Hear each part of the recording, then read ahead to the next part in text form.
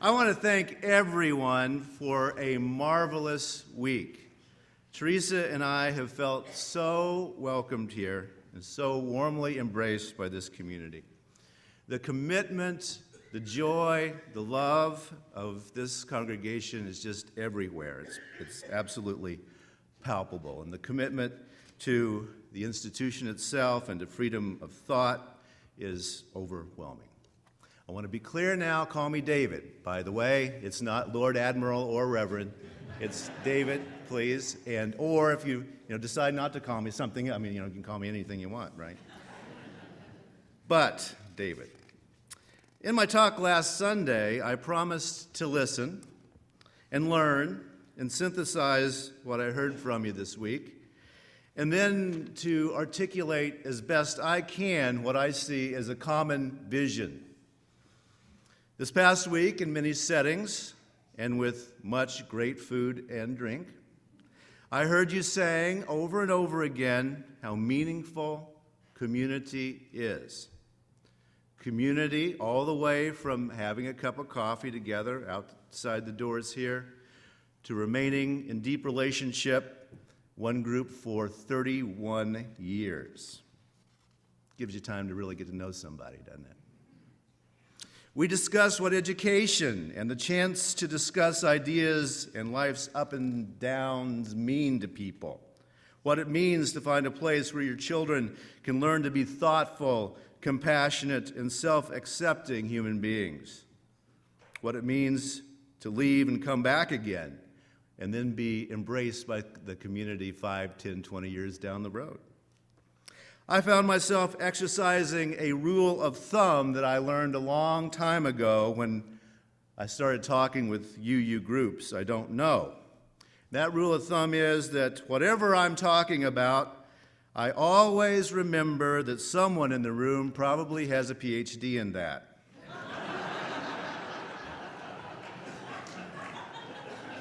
Or wrote a book. And I also long ago learned that I can either enter a conversation humble or leave it humbled, right?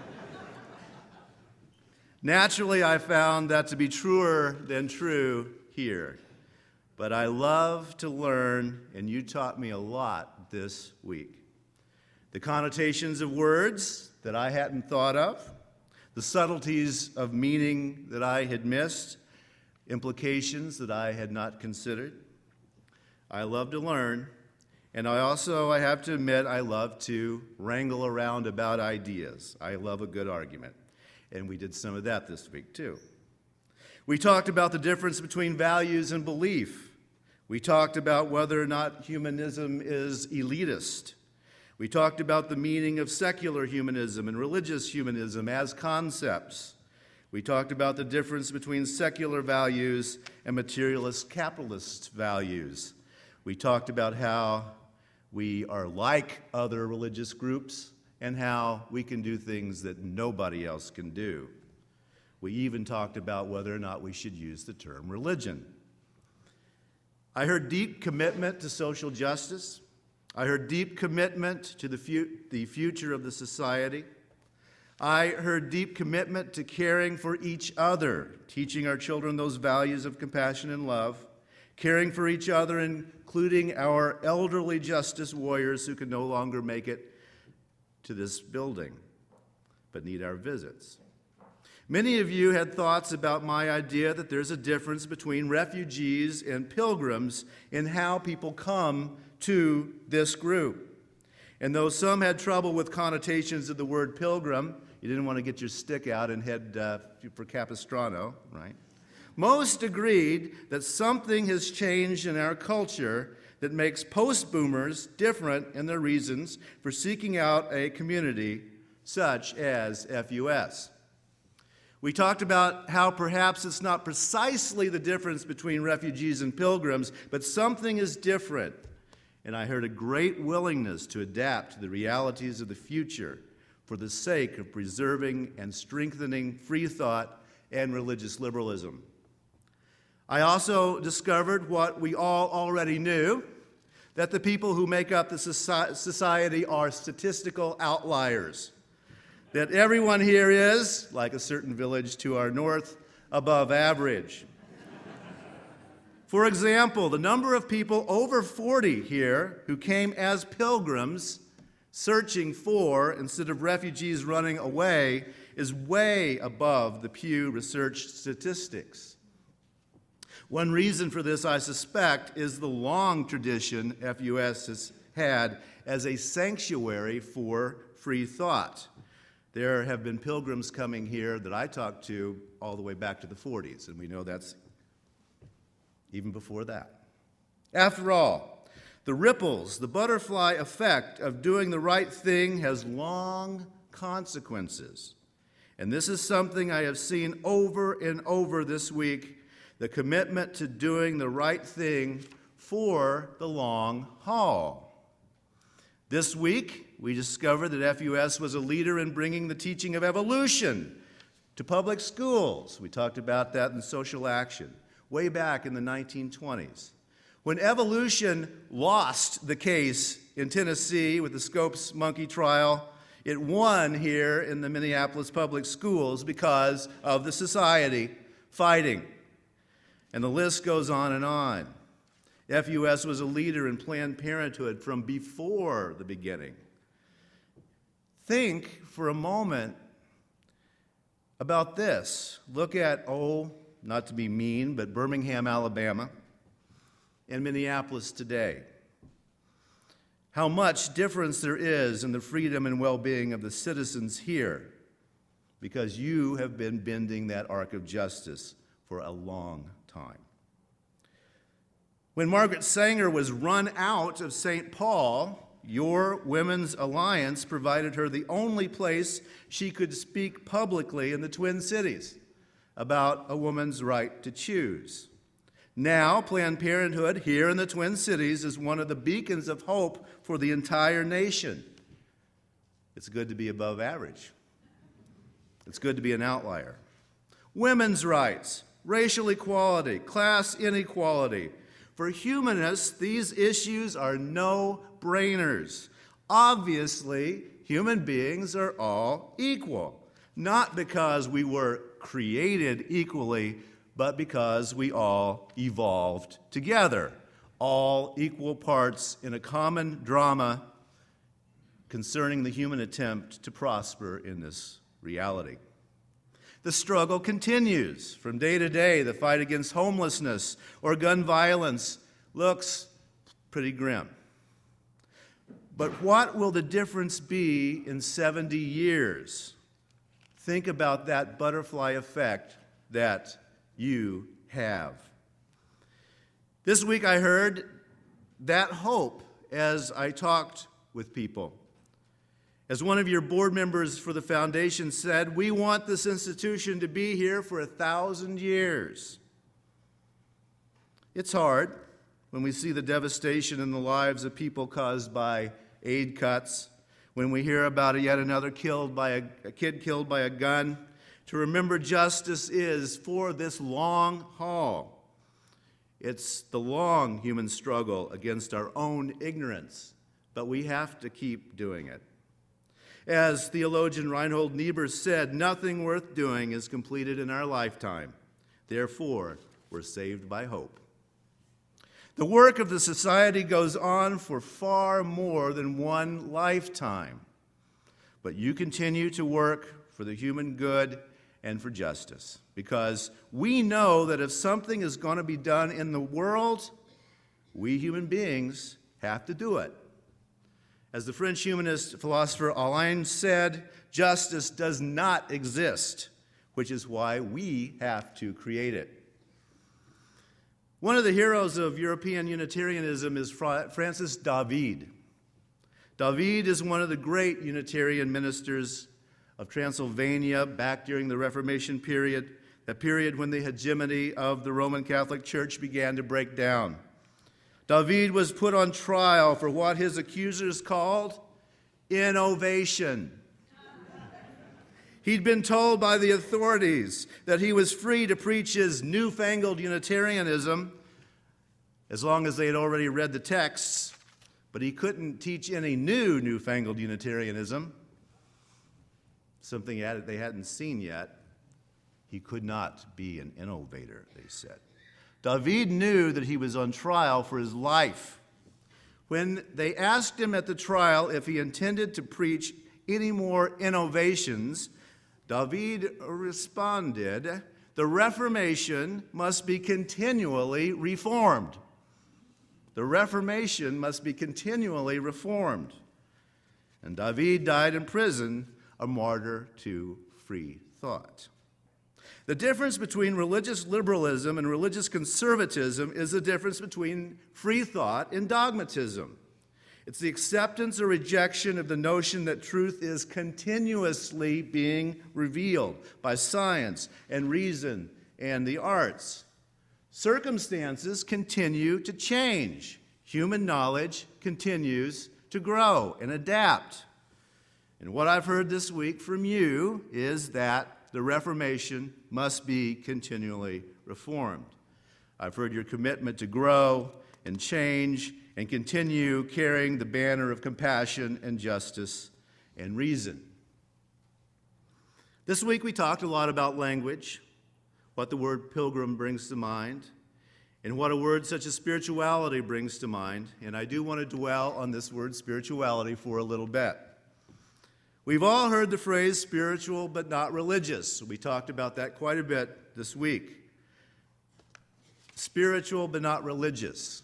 The way those 33% of people under 40 who go nowhere to a congregation, what they claim to be. For many of us, of course, we're very pleased that they're not all that into religion. That sounds good. But when they say they're spiritual, we find that a little scary. What I'd like to propose is that what we hear when we hear the word spirituality is not what the spiritual but religious mean when they say that word.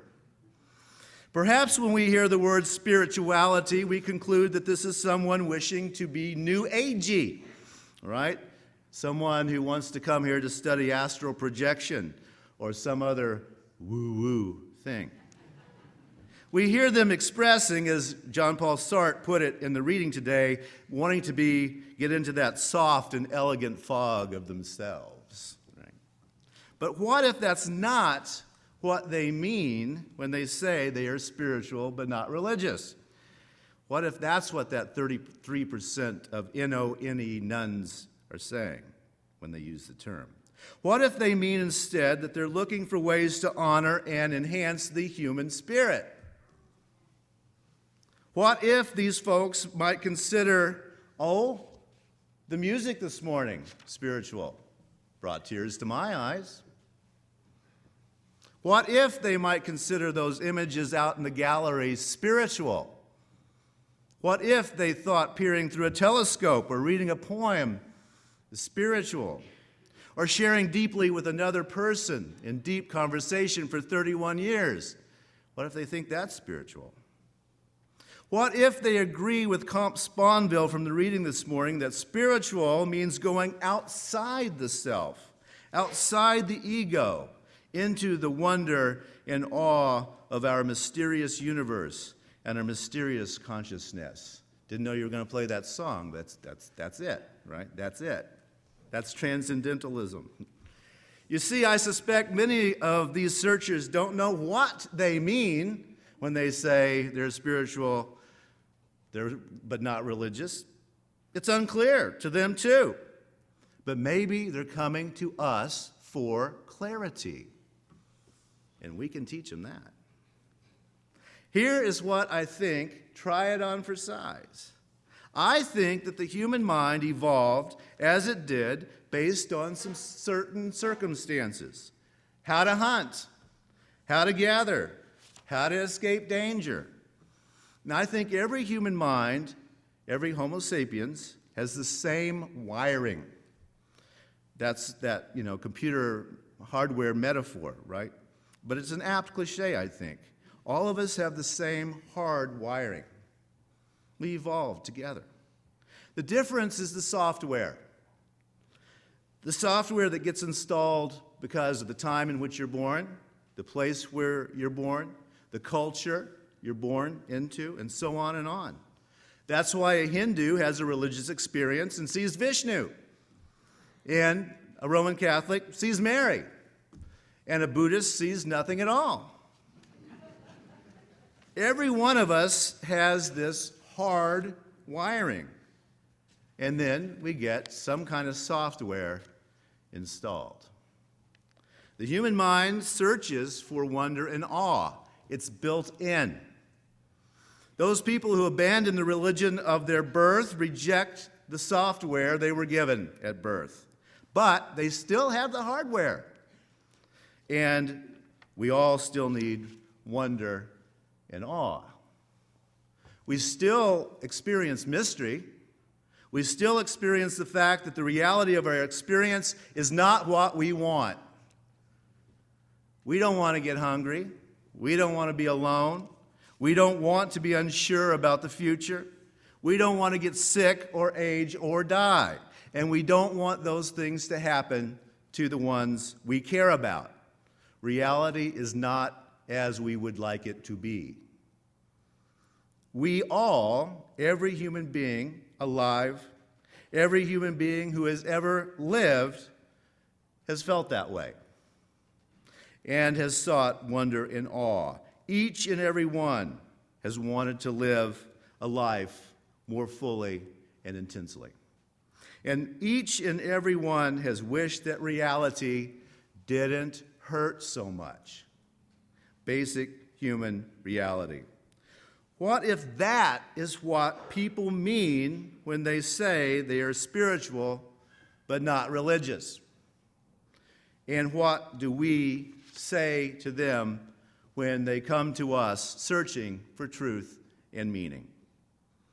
A basic value of Unitarian Universalism and humanism is radical acceptance, not tolerance, radical acceptance. Those who say they're spiritual and not religious see that the software that was installed in their heads does not cut the mustard, and they're looking for something else. They know they have wonder and awe, and that they experience both mystery and pain. They're looking for something that helps when life kicks them in the teeth. If we send them away because they don't speak our language yet, well, there's always the Jehovah's Witnesses or Scientology or what have you. But do we want to live in a world where people go there? If we abandon the field, if we give up welcoming people who say they're spiritual but not religious, we leave them victims to superstition and ignorance. Perhaps they don't speak our language. Some won't stay, but think about those who do. We can offer them considerably higher quality software. Now, I love the little book I read from this morning by Andre Comte-Sponville, A Little Book of Atheist Spirituality. When I saw it in the bookstore, I had to buy it, right? You can get it free on the internet. Read it. You will love it, and I believe Sponville will convince you that spiritual doesn't mean woo-woo New Age, or at least it doesn't have to if it's explored as an adult and a thinking person. It doesn't have to. Comte-Sponville argues that the error lies in mistaking which direction spirituality goes. In the popular imagination, the cliche says the heart has a God-shaped hole, H-O-L-E, right? After naming that need, well, you get yourself some religious entrepreneurs who are real happy to sell you something to put in that hole, right? Now, humanists know that there is not a God-shaped hole or any other kind of hole in the human heart. That the focus on the self, the ego, that sort of navel-gazing and ego construction is selfishness and egotism at its core. There is no H-O-L-E hole in the human heart. Comte-Sponville says spirituality is the very opposite of introspection. Spirituality is the very opposite of introspection. Rather, spirituality is understanding that we are carbon-based creatures like all the other carbon-based creatures, that there is no justice except that which human beings create. Then we create love and compassion and justice. These are essential human commitments, and that's what we have to teach. My challenge to you and to me, because it's hard to remember to do this, is this. When you next encounter that cliche person who says that free thinkers are individualists and egotists or willful curmudgeons, how about saying this back to them? Humanist values are, in essence, communal values, not individualistic values. Individualism is seeing some deity or other as your personal savior, as your very own ATM God, that all you have to do is put in the proper card prayer and out pops whatever you want. That's individualism, egotism, and it does evil upon the earth. Rather, we value reason and the scientific method, which is a communal enterprise. Try getting a Nobel without anyone else checking your math. It must be repeatable. Others are always watching and thinking and testing. That's not individualism. Communal values. Reason is a common human endeavor, watched and critiqued by other human beings. We are not individualists. And from this commitment, we insist that another human being is not a means to an end. Basic human value, another human being, is not ever a means to an end. This is true in society, it's true in industry, it's true when we talk to cashiers, it's true in sexual relationships. That's humanism. Another human being is never a means to an end. That's a communal value, and it does good upon the earth. The fact of being human makes everyone one of us. If you are, as Socrates called the human, a featherless biped, you're one of us. You're in the club. Welcome. Immanuel Kant called this absolute inner worth. We call it the inherent worth and dignity of every person. I'm almost done. There's hope. I'm going to resurrect John Dietrich one more time. There's an empty chair.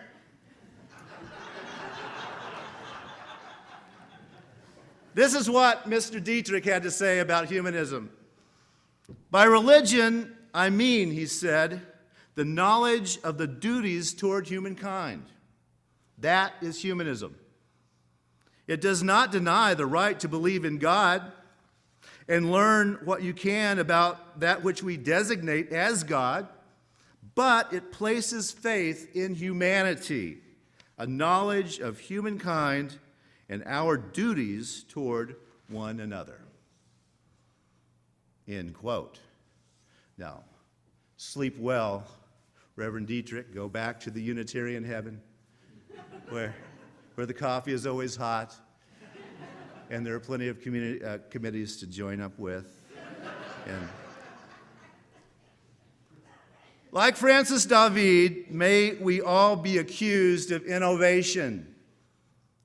Like Francis David, may we insist that the Reformation be continuously reformed, that humanism and Unitarian Universalism be continuously reformed. Because if we don't think outside the box, who's going to do it? Who's going to do it?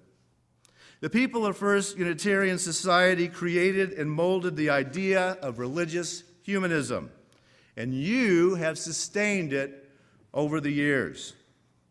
It has always been and always will be easier to run back to the sheltering arms of older ways of thinking. If religious humanism is to survive and thrive within Unitarian Universalism and as a larger movement, it will be here. You are a free religious people. Cherish that, enjoy it, and keep passing it on. If you will rise, please, as you are willing and able, and turn to 1024.